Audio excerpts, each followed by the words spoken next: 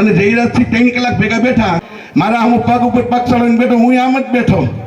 તું દરબાર તારા ઘરમાં ભાઈ, અમે દોઢ દરબાર થઈ. મેં એનો વિડીયો જોયો હતો.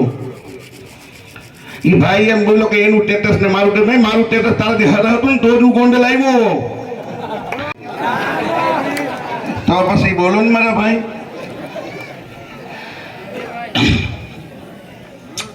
દુઃખ થાય છે મને કે મારા છોકરાને માર્યું દુઃખ છે, પણ એવા કેટલાય છોકરાઓને માર્યા છે. આ લડાઈ હું એ પરિવારમાંથી આવું છું કે તમે તો સંવિધાન બન્યા પછી લડાઈ કરો છો. તમે તો આ દેશ આઝાદ થયો, લોકશાહી વહી પછી બોલતા શીખાશો. મારા બાપ દાદા તો રાજાશાહીમાં રાજાશાહીના માણસોને મારેલા છે, એનો દીકરો છું હું. મારા દાદાના બાપાનું કેટલા વર્ષ પહેલા જુનાગઢમાં મર્ડર થઈ ગયું હતું. કઈ થયું છે? બેચર બાપાનું મર્ડર જુનાગઢમાં થયું હતું.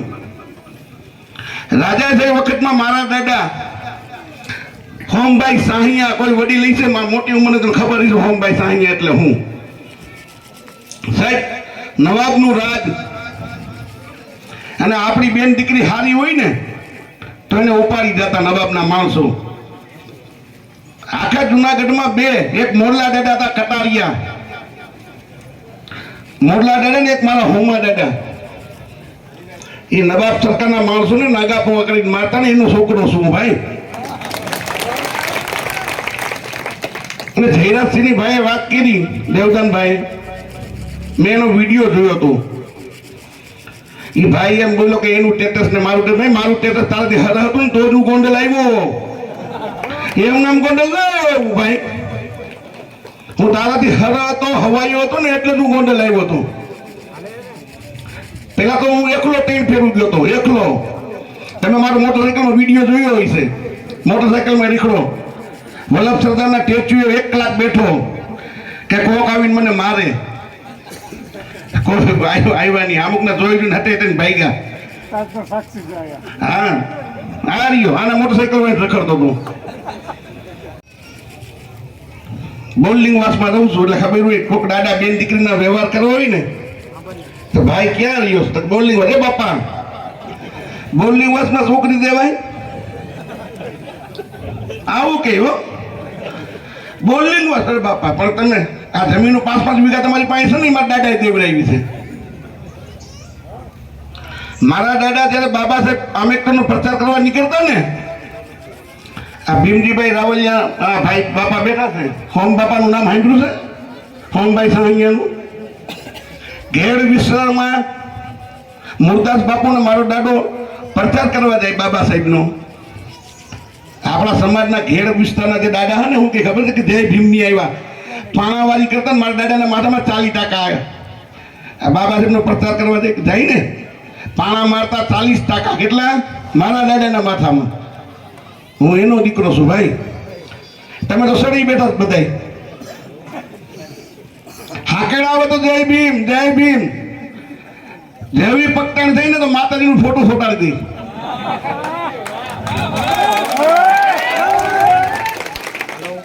હું દર વખતે કહું છું, આપણા સનાતન ધર્મની વાતો કરે, અમે સનાતની છીએ, અમે ફલાણા છીએ. તો સનાતની જોવા હોય તો આવો ને દલિત વિસ્તારમાં. અમારી ડોહી હોય છે 60-70 વર્ષની, એમાં ઘણી મારી બહેનો બેઠી હોય છે, એના હાથમાં જોયો જય શ્રી રામ લખ્યું હોય છે. કોઈ હનુમાન દોરાયો હોય છે, અહીંયા દોરાવે હનુમાન. તે ભાઈ આમ પાણા કે તગારું બધા હનુમાન આમ થાય. જોઈ લો અહીંયા, તમે આવો. આ સત્ય વાત કરું છું તમને. જય શ્રી રામ, રામ નામ પેલા અહીં ગાલમાં લખીએ તમને ઝાપટ ના મારો, અહીંયા લખીએ તમને લાકડીઓ નો મારો. અહીંયા હાથમાં તો લખે તો મારી બેન દીકરીઓ, મારી મારા ભાઈઓ. જય શ્રી રામ ઘણી છે, એમાં ઘણીના હાથમાં આવી છે. એને શરમ આવતી એટલે નહીં બોલતો હોય બિચારા. આમાં ઘણીના હાથમાં આવી છે. બાબા સાહેબની વાતો કરવી છે, અને બાબા સાહેબનો ફોટો ઘરમાં ના હોય. વસંતભાઈ, બાબા સાહેબની વાતો કરો, જય ભીમ, જય ભીમ. 14 તારીખે ઊંધા પડી જાય અને ઘરમાં બાબા સાહેબનો ફોટો ન હોય. એટલે શરમ કરો ભાઈ, શરમ કરો. હવે આજકાલ કબરાવનું હાલે છે, જય માં મોગલ. હું મોગલમાના મંદિરે દર્શન કરવા જાઉં ને, પછી હું દેવદાનભાઈને વાત કરું કે ભાઈ મોગલમાનું કામ ભાઈ વાત જવા દો. એટલે મારો દાદો બિચારો ભોળો સમાજ મોગલમાનો ફોટો ચોંટાડી દી. પછી બીજો દાદો આવીને એમ કે ભાઈ ખોડિયાલમાંનું કામ બહુ સારું હો ભાઈ, તો ખોડિયાલમાંનો ફોટો ચોંટાડી દઈ. વળી બીજો થઈને કે હું ચોટીલા ગયો હતો ને ભાઈ, ચોટીલા મારી માતાજી મારું કામ કર્યું, તો ચોટીલામાંનું ફોટો ચોંટાડી દઈ. કાકા ફોટા ચોંટાડવા બીજું કંઈ કામ જ નથી કરવું. પ્રાચીન ફોટા હું દલિત વિસ્તારમાં જાઉં તો હું પ્રાચીન ફોટા જોઉં હો ભાઈ, રામ ભગવાનના, કૃષ્ણ ભગવાનના પ્રાચીન ફોટા જોવો હોય તો દલિત વિસ્તારમાં જાઓ. એટલે અમને તોય ભાઠા મારવા. તમારી માતાજીને અમે અહીંયા ઘણા ઘર છે જોયા જાઓ, કેટલા જણાના ઘરમાં માતાજીના ફોટા, લગભગ 40 ફોટા તો હોય છે એક જણાના ઘરમાં, લાઈન ટુ લાઈન. તમે ઉમરામાં ઘરો ઓસરીમાં જોવો ને લાઈન ઈ આખી, સામુનમાં, ખોડિયાલમાં, મોગલમાં, લક્ષ્મીમાં, સરસ્વતીમાં, બધી અમારે ત્યાં છે. અમે સનાતની, અમને અમારા પુઠ્ઠા ભાંગી નાખવા તમારે? હે, તમે સનાતન ધર્મની વાત કરો તો આવો ને દલિત વિસ્તારમાં. તમે સનાતની ફલાણું નીકળું તો અમે સનાતની છીએ, અમને પુઠ્ઠા જ માંગવા છે, બીજું કંઈ કામ નથી કરતા તમે. મેં નક્કી કર્યું છે કે સાહેબ બેઠા છે, બાબા સાહેબના દીકરા, બૌદ્ધ ધર્મ લઈને નીકળ્યા છે, ધનતેરી છે, પણ આ સરકારને તમે બોધિસ બનાવીને કાંઈ ફેર જ નથી પડતો. એ માથેથી તમને બોધિસ બનાવે છે. મેં ભારતીય બૌદ્ધ સંઘમાં કામ કર્યું છે, ભારતીય બૌદ્ધ સંઘનો રાષ્ટ્રીય મહામંત્રી હતો. એટલે બાબા સાહેબ નથી બનવું, આપણે બાબા સાહેબના અનુયાયી બનવું છે. જ્યાં સુધી આપણે બાબા સાહેબના અનુયાયી નહીં બને ત્યાં સુધી કાંઈ ક્રાંતિ આવવાની નથી. રાજુભાઈ થોડો ખારો થયો એટલે હું બાબા સાહેબ લે, હું કોઈ તો બાબા સાહેબ. મને 5 જણા આઠું સકળ ને ગલીમાં કે રાજુભાઈ તો મને એમ થાય હું તો બાબા સાહેબ થઈ ગયો. બાબા સાહેબ નથી થવું, બાબા સાહેબના અનુયાયી થવું છે આપણે. મેં નક્કી કર્યું છે કે હું આખા સમાજને ઇસ્લામ ધર્મમાં નથી લઈ જવા માંગતો, પણ મારો પરિવાર તો ઇસ્લામ ધર્મ અંગીકાર કરે ને. મારો 150 ગણો મારો પરિવાર છે. મને ન્યાય નહીં આપે, જયરાજસિંહના છોકરાએ જે બંદૂકો મારા દીકરાને ભરી બંદૂકો પોલીસ કબજે નહીં કરે, 6 મોબાઈલો મારા દીકરાને નંગન કરી મોબાઈલમાં શૂટિંગ ઉતારી પોલીસે કબજે નહીં કરે, તો હું 10 તારીખે કલેક્ટર ઓફિસે આવવાનું છું ને ઇસ્લામ ધર્મ અંગીકાર કરવાનું છું. રાજુમાંથી રફીક થઈ જાઉં, બીજું હું ફેર પીડશે. આજે મને કોઈક રાજુ તરીકે ઓળખે, કાલ રફીકભાઈ નીકળ્યા ગલીઓમાં ટોપી પહેર લઉં ભાઈ. તમે જો શત્રુઘ્ન સિંહાની છોકરીએ લગ્ન કર્યા, શત્રુઘ્ન સિંહાના મકાનનું નામ શું છે? રામાયણ. શત્રુઘ્ન સિંહાના દીકરાનું નામ લવકુશ. એનો જમાઈ કોણ? મુસલમાન. એટલે તમારે મુસલમાનોને જમાયું બનાવો, અમને તમારે ભાઈ નથી કેવા? રાષ્ટ્રીય ડોક્ટર બાબા સાહેબ આંબેડકર રાષ્ટ્રીય એવોર્ડથી મને દિલ્હીમાં સન્માન કરવાના હતા મારું. આપણા સમાજના 400 આઈપીએસ ને આઈએસ અધિકારી, આ ભાઈ મરી ગયા ઓલા ભાઈ કેવું જેટલી, સુષ્મા સ્વરાજ અને રાષ્ટ્રપતિના આઈટમ મારું સન્માન મોહન ભાગવત કરવાનો હતો દિલ્હીમાં. સાહેબ મેં ડોક્ટર બાબા સાહેબ આંબેડકર રત્ન જાતો કર્યો કે ભાઈ હું તારી ભેગો આવી, મારો સમાજ નહીં આવે તો મને દઈડી જાશો કે રાજુ સોલંકી બહુ રૂપારો છો દેખાવડો છો, તો હાલો અમે તમારી ભેગા લઈ જઈએ. વચમાં વિશ્વ હિન્દુ પરિષદ દ્વારા આવ્યા તમારી પાસે કે રાજુભાઈ તમારી આગેવાનીમાં તમારા સમાજના સાધુ સંતોને આપણે ભવનાથમાં ભેગા કરીએ, એક કાર્યક્રમ રાખીએ. એટલે મેં કીધું હા ભાઈ, મારે કરવાનું હું? મને કે તમારે વિશ્વ હિન્દુ પરિષદના RSSના વખાણ કરવાના. એટલે અમારા પુઠ્ઠા ભાંગીને અમારે તમારે વખાણ કરવાના? હે ભાઈ, તમે અમને વખાણ કરવા લઈ જાઓ. હું માથે મારા ઓલું કહેવત છે કે બકરા કી માં કબ તક ખેર મનેગી, એટલે તમે અમને બકરા સમજો છો? બાબા સાહેબની આપણે વાત કરીએ. નિવાસી છે ભાઈ, તમે અમારું બધું અમારી જમીનનું ઝટકી લીધું, અમારા મકાનનું ઝટકી લીધા, અમને પૂઠામાં ઓલા ધૈડા બાંધીને અમને સીમાડે કાઢ્યા. કેટલું સહન કરવાનું ભાઈ? હે 5000 વર્ષથી પૂઠા સાપ ઓલા ઢોલની ગોળે મનપળી વગાડી લે, ઓલાને ઠીક લાગે આ બાજુ દાંડી મારે, બીજા આ બાજુ દાંડી મારે, એટલે અમે ઢોલ સહી ભાઈ? અમે ઢોલ નથી હો. કે હું આ લડાઈ છે મારી, એ મારા છોકરા હાથું નથી લડતો કે બીજા દીકરા ઉપર આવું ના થાય, એટલે હું લડાઈ કરું છું. મને ટેબલ છે નહીં નથી બાંધવાની, મને ટેબલ છે નહીં બાંધવાની. હું અને જયરાજથી 3 કલાક ભેગા બેઠા, એ મારી બોડી લેંગ્વેજ જોતો હતો ભાઈ. આમ મારા પગથી માથા સુધી જોઈ, મારા હું પગ ઉપર પગ ચડાવીને બેઠો, હું આમ જ બેઠો. તું દરબાર તારા ઘરમાં ભાઈ, અમે 1.5 દરબાર થઈ. હું 1.5 દરબાર હોય તો તારા ગામમાં આવ્યું ને ભાઈ. એટલે જય ભીમ નમો बुद्धाय को बात रखी उस पर कुछ बोलना मैं जरूरी समझता हूं. मैं भी देख रहा हूं गुजरात में हमारे समाज में अन्याय अत्याचार ज्यादा हो रहे, जो देश के अनेक राज्यों में इतने होते नहीं. एक ताकत हमारी उभर की अन्य राज्यों में हुई है कि जनरल कैटेगरी के लोग ऐसे तरीके के हमारे पर अन्याय अत्याचार नहीं होते भाई, क्योंकि समझ में आ रहा है कि हम लोग इकट्ठा होंगे तो हमारी ताकत बनेगी. हमारी इतनी ताकत इस देश में है, हम सामाजिक और राजनीति का परिवर्तन कर सकते. बाबा साहब को मानने वाले की संख्या ज्यादा है. एक जो मैंने ऑब्जर्वेशन इस इलेक्शन के बारे में किया है, 75 साल हो गए कांग्रेस ने कभी संविधान का नाम नहीं लिया था, लेकिन इस बार संविधान का नाम के सिवाय कांग्रेस का कोई भी लीडर का भाषण पूर्ण नहीं होता. ये ताकत है बाबा साहब की, ये ताकत है संविधान की, ये ताकत है बाबा साहब के अनुयायी की. जानते थे कांग्रेस वाले भाई इंडिया गठबंधन चलने वाले कुछ लीडर तो संविधान की बुक लेके ही अपने खड़े होते थे भाषण देने के लिए. आज देश संविधान पर नहीं चल रहा है, मैं भी जानता हूं. संविधान पर देश चलता था तो 75 साल में आज किधर का किधर निकल जाता था.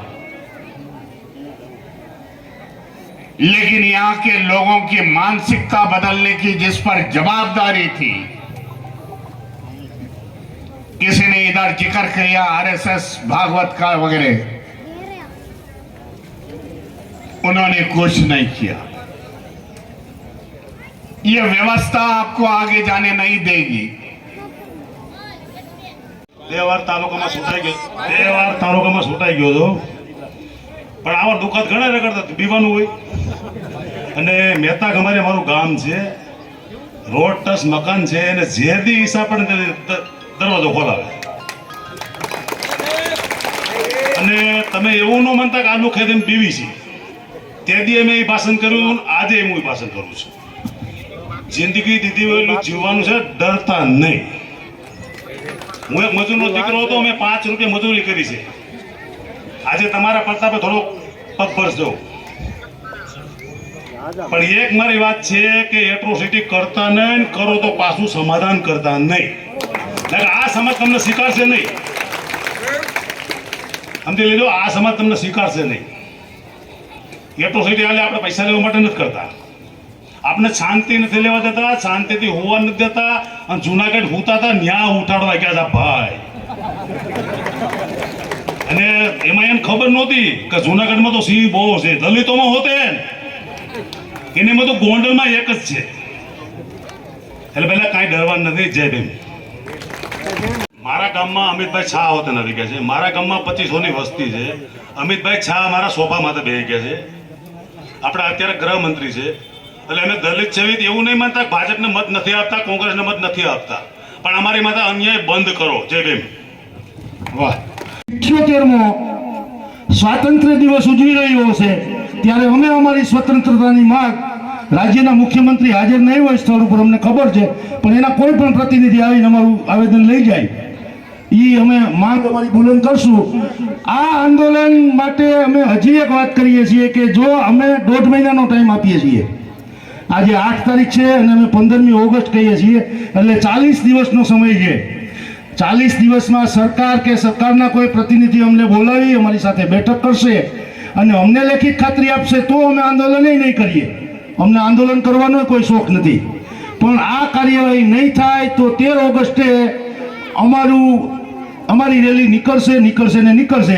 સરકાર પાસે 40 દિવસનો ટાઈમ છે. 40 દિવસમાં એમની ઈચ્છા શક્તિ બતાવે સરકાર એમની ઈચ્છા શક્તિ બતાવે કે અમે તમારી સાથે છીએ.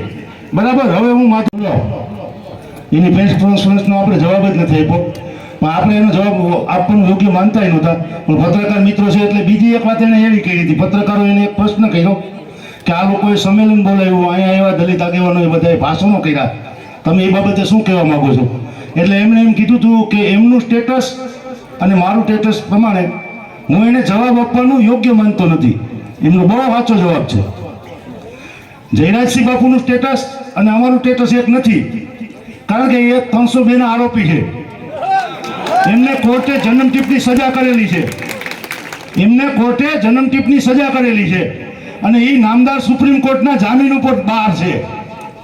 એક વખત એ ધારાસભ્ય હતા અને પછી એને પાર્ટીને ફરજ પડી કે આને હવે ટિકિટ ન દેવાય એટલે એના મિસિસને દેવી પડી છે.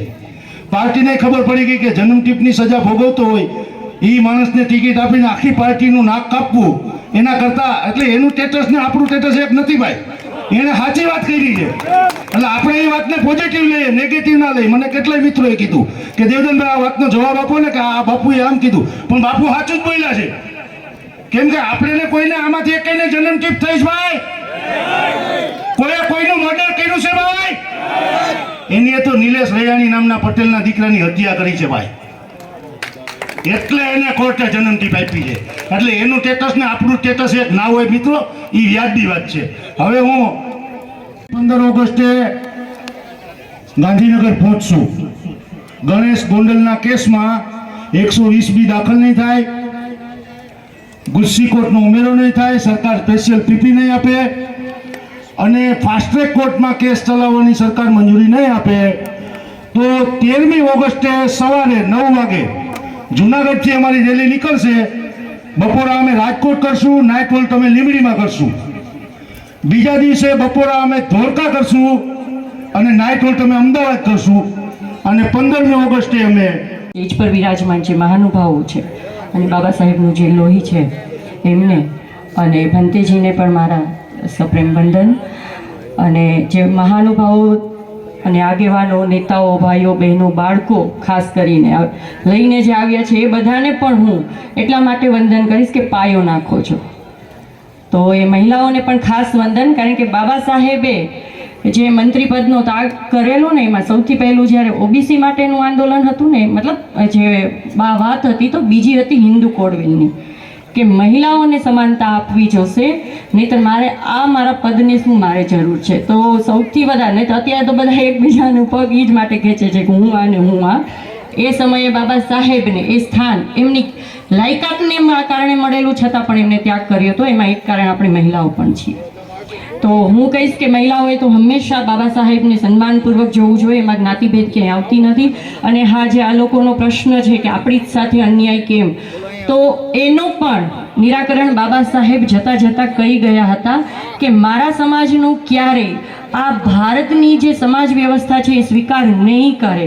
તો એ માટે એમને આપણને આંતરરાષ્ટ્રીય સ્તરે જોડીને ગયા છે, જેનો પાયો ક્યાંક ને ક્યાંક આપણા ભારતમાંથી જ છે, એ છે બુદ્ધમય ભારત. તો અત્યારે આપણે 7% આરક્ષણ પણ જોઈએ છે, કંઈક અન્યાય થાય તો મેં બાબા સાહેબને આપણી વિચારસરણી લઈને દિલ્હી ઉપર રાજ કરી રહ્યા છીએ ને એના આપણે બાપ છીએ. છતાંય અત્યારે આપણે આંદોલન કરીએ છીએ. શરમ જેવી વાત છે કે નહીં? તો આ માટે હું આપ સર્વને એક પ્રશ્ન મૂકતી જાઉં છું કે શા માટે ક્યાંક આપણે આંધળુકિયું કરતા નથી. અને હા, હું આ જાહેર મંચ ઉપરથી રાજુભાઈને ખાસ રિક્વેસ્ટ કરીશ કે રાજુભાઈ, જે સમાજે તમારી ઉપર, દેવધનભાઈ ઉપર ભરોસો મૂકી અને જે અત્યારે બહાર નીકળ્યા છે એ ભરોસોને ટકાવજો. કારણ કે જો તમે હાર્યા ને તો ક્યાંક ને ક્યાંક પાછી આ સમાજ નિરાશામાં આવી જાય છે. કારણ કે સમાજને અધિકાર જોઈએ જ છે, પણ ક્યાંક ને ક્યાંક છેતરાય છે, પાછી બેસી જાય છે. પણ મને ક્યાંક ને ક્યાંક રાજુભાઈ ઉપર વિશ્વાસ છે કે સમાજની સાથે એમને હંમેશા રહ્યા છે ને હંમેશા રહેશે. જય ભીમ, નમો બુદ્ધાય. જ્યારે પણ કોઈ પણ એવો બનાવ બને તો સૌથી પહેલું કામ એનું એ હોય કે સામેવાળા પાર્ટીને ઘોડે બેસી જાય, અને સૌથી પહેલું કામ સમાજ માટે એનું એ હોય, ભાઈ માથા ભારે છે, રાજકીય વગવાળો છે, પૈસાવાળો છે, આપણે અત્યારે બધા ભેગા છે, પછી ખાલી સમાજ ભેગો નહીં બરોબર, એની કરતાં સમાધાન કરી લેવાય. પણ સમાધાન એને એટલા માટે કરવું હોય કેમ કે એને એના રોટલા રળવા હોય, એને મારી જેમ કે બીજે કામ ધંધે જવું ન હોય. એટલે આજે અહીંયા જે ભેગા થયા છો એ બદલ મને બહુ ખુશી છે. આવતી 11 તારીખે જે ગીર ગઢડાની અંદર એમની હત્યા થતી હોય, આ અમને નથી ગમતું, એટલા માટે રાત દિવસ અમારે હરવું ફરવું પડે છે. મારા સમાજના દીકરાને મૂછ રાખવામાંથી એમની હત્યાઓ થતી હોય, ગોળી સડવામાંથી એની હત્યા થતી હોય, કાનમાં કડી પહેરવામાંથી એમની હત્યાઓ થતી હોય, ત્યાં સુધી કહું કે નેર ગામની અંદર મારા બુજુર્ગો રામજી મંદિરની અંદર જાય અને એમને માર ખાવી પડતી હોય, આ વસ્તુ અમને નથી ગમતી, એટલા માટે અમે હરીએ છીએ, ફરીએ. અમારો વાંધો પેલા જ કીધું, કોઈ ધર્મ સામે નથી, કોઈ વ્યક્તિ સામે નથી, કોઈ પક્ષ પાર્ટી સામે નથી, કે કોઈ જાતિ સામે નથી. અમારી આંદોલન, અમારું જે કઈ તકલીફ છે એ અમને એક વ્યવસ્થા સામું છે કે જે વ્યવસ્થામાં એકને ઊંચો અને એકને નીચો જે ગણવામાં આવે છે, આ વ્યવસ્થામાં જ્યાં સુધી બદલાવ નહીં આવે ત્યાં સુધી અમે લડતા રહેવાના, લડતા રહેવાના, લડતા રહેવાના. આ વ્યવસ્થાએ અમને ખૂબ હેરાન કર્યા છે.